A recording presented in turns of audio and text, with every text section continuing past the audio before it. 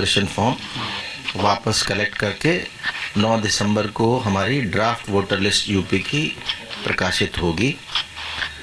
दूसरा चरण फिर 9 दिसंबर से शुरू होगा, जिसमें ऐसे लोगों को, ऐसे निर्वाचकों को जिनके फॉर्म तो आए लेकिन उनका 2003 की वोटर लिस्ट में नाम नहीं था, उनको एक नोटिस जाएगा।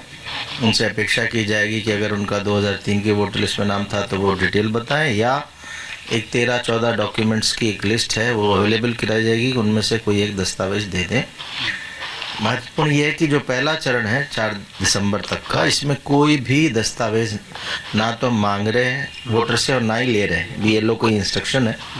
इसमें केवल और केवल जो गणना फॉर्म है वो हस्ताक्षर किया और वापस लेना है। हस्ताक्षर वोटर स्वयं कर सकता है या परिवार का कोई वयस्क सदस्य भी कर सकता है। उसमें 3 चीज़ें मैंडेटरी हैं, एक अपना फोटोग्राफ लेटेस्ट वोटर का, और माता का नाम और पिता का नाम, ये 3 मैंडेटरी हैं। ये 3 के बाद हस्ताक्षर करके दे देंगे तो नाम आपका ड्राफ्ट वोटर लिस्ट में आ जाएगा। इसमें कुछ और सूचनाएं मांगी गई हैं जो वैकल्पिक हैं, जिसमें date of birth, mobile number, Aadhaar card और पिता का नाम, पिता का एपिक नंबर, माता का एपिक नंबर, पति या पत्नी का नाम, उनका एपिक नंबर, ये अगर अवेलेबल हैं तो भर दें।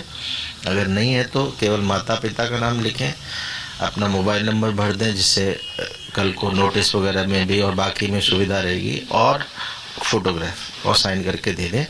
इसमें एक चीज़ और भरनी चाहिए वोटर को, वो है ये जो गणना फॉर्म है, इसमें मैंने कहा कि पहला जो ऊपर के हैं ये आज की तारीख में वोटर का क्या इन्फॉर्मेशन है, डेट ऑफ बर्थ, मोबाइल, आधार, पिता माता का नाम, पति पत्नी का नाम और फोटो। और उसका जो सेकंड हाफ है नीचे वाला, उसमें से 2 कॉलम बने हैं, लेफ्ट में और राइट में। ये 2003 की वोटर लिस्ट में उसकी जो डिटेल्स लिस्ट में है वो भरनी है, लेफ्ट वाले में। ये अगर भर दी तो राइट की ज़रूरत ही नहीं है, तो काम पूरा हो गया। ऐसे वोटर को कोई भी नोटिस नहीं जाएगा।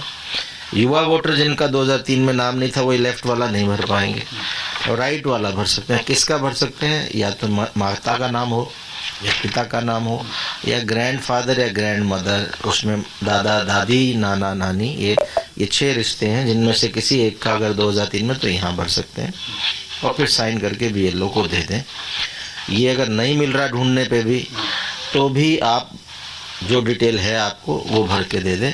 तो इससे होगा ये कि आपको आपको जो ड्राफ्ट वोटर लिस्ट में आपका नाम कटेगा नहीं, वोटर लिस्ट में नाम आ जाएगा।